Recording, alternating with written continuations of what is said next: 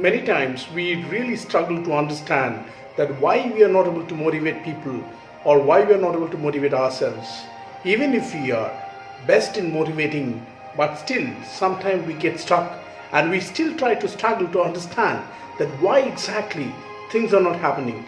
Is it that sometimes we are really not able to motivate ourselves or we really don't know how to motivate?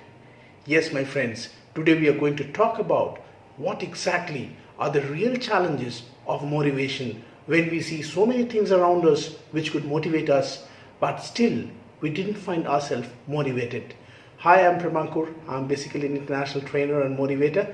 Today I'm here for one more interesting topic, that how we can really motivate ourselves when motivating is difficult. We're going to learn today that what exactly are the barriers which sometimes become really a deadlock for many of us to move ahead in life. If you're really new to my channel, please subscribe so that you can get always this kind of informative and interesting videos which can really give you a positive purpose to live ahead. So don't wait, subscribe today, click the bell button so that you always get notified for this kind of interesting videos. So let's get into the topic. Today we are going to understand that what exactly are the challenges for us to motivate. Most of the time we have seen the top trust managers or the CEOs, they are really so charged up, they know everything possibly which can motivate people, but they often complain that their people are really not motivated, they are not working. What could be the reason? They are giving them the best of the advantages, the best of the salary, the best of the opportunity, but still when it is really analyzed, we always find that out of the entire sales team, only 20% of the employees are giving the best efforts, or probably we could see that a part of the team is really giving the best of the performance. So what exactly is the reason? What doesn't make the 80% of the entire team not working? And why only 20% is giving that desired performance or really fulfilling the target month after month? So today in this video, I'm going to tell you about those secrets which can really make sure that your team really changes its performance and you get a complete new business life altogether. So my friends, first of all, let us understand the dynamics of motivation. Generally, we know that motivation is both internal and external. So when we talk about external motivation, it could be sometime the different kind of rewards, it can be the benefits, or it could be some short-term goals which we can always visualize. But when we talk about internal motivation, which is always our passion, which is deeply nurtured down in our heart, which is more stronger than an external motivation. Now you may ask me that if somebody is internally motivated, then how exactly he gets demotivated? Or if we really can ignite the internal motivation, then it is going to be definitely the best solution. Of course, my friend, but first of all we need to understand that motivation is not a one-time thing. As we eat every day, in the same way we also have to feed our mind with motivation. And if we really can nurture, continuously condition our mind, we can assure to stay motivated. And that is really required in today's time. Once people were really very confused on how to motivate. So once Dale Carnegie visited one of his party, and then few people asked him a question that what exactly is really required to stay motivated forever. So one lady came up very curiously, she asked a question to Dale Carnegie that, sir, can you please tell me that why we have to every day read books on motivation, or every day we have to listen to the lectures on motivation to stay motivated? What exactly is the reason? Then Dale Carnegie smiled a little and said, Madam, if you really don't mind, let me ask you the question, do you regularly take a bath? Then the lady was a little bit disturbed with this question. She said, how could you ask this question? Then Dale Carnegie said, the way you regularly take bath, the regularly you do the other activities, in the same way we also have to cleanse our mind. We need to feed our mind with motivation, and only when we do that we can really assure that we stay motivated. So today I'm going to tell you that what exactly are the reasons when we can find that some of the best minds who really know everything about motivation still get stuck.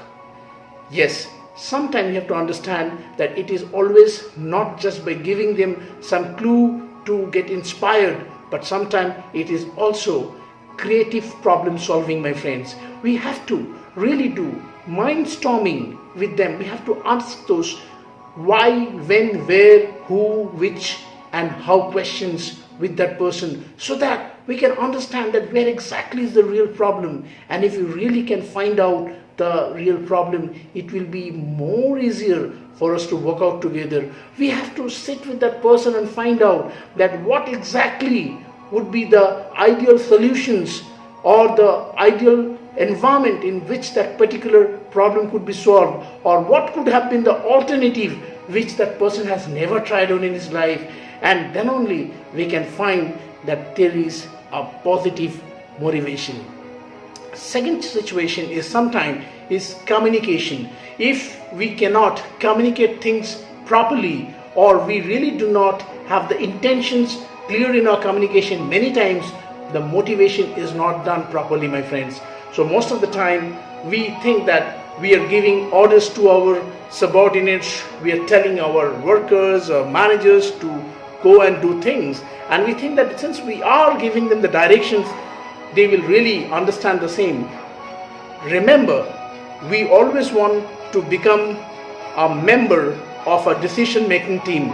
So the 3 C's of a team is, whenever you make your decisions, make sure that you always go by the first C, that is create a common consensus along or among your team members. When you have a common council or a common consensus, everybody would like to be a part of that, because they want to take the ownership of the decision which you make, and then they take the pride to go ahead with the decision. And the second C is always make sure that whatever you are going to do, that particular action should be always shared with a credit. You always try to give the credit to your team members, because if you give the due credit to your people, they'll be more than happy. And then you need to understand that whatever you do, the third C is you always have to make sure that you are consulting with others. You are trying to cooperate and consult, because people love to get consulted. Because this day, if you really want to understand the key to success, then people really love those who are ready to consult. So these are definitely going to work if you really want to make sure that your motivation works. And finally, I will like to tell you that most of the time when we really try to push people to motivate, make sure that we are not helping them. We are rather making things more complicated, because we cannot motivate others. We ourselves have to motivate. So don't care if you still think that somebody doesn't care about you. You really don't bother about it, because you really shouldn't care that what others think. If you think that this is the right decision to be done, you follow your own instinct and just do it.